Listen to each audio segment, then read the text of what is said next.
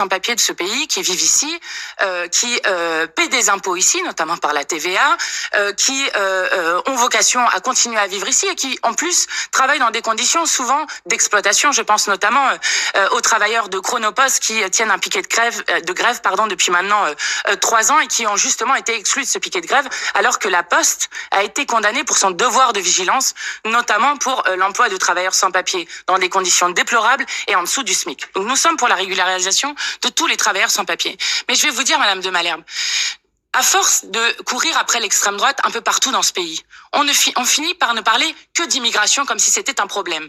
Je vous explique. Le nombre de personnes étrangères dans ce pays est stable depuis des années et des années, depuis des décennies. Il n'est pas, nous sommes d'ailleurs... Il n'y en a pas plus chaque année. Le 20e pays de l'Union européenne à accueillir. Donc nous accueillons très peu en Europe de l'Ouest et la plupart des migrations dans le monde sont des migrations sud-sud. Donc maintenant, ça suffit qu'on parle sans cesse d'immigration comme un chiffon rouge, qu'on ne parle pas, encore une fois, du scorbut des enfants, du récent rapport de la Fondation des logements des défavorisés qui parle d'une explosion d'enfants sans abri, qui parle d'une multiplication par 2 du nombre de personnes sans abri, avec 1,6 milliard en moins pour le logement dans ce budget, ce qui était une nouvelle raison de le censurer.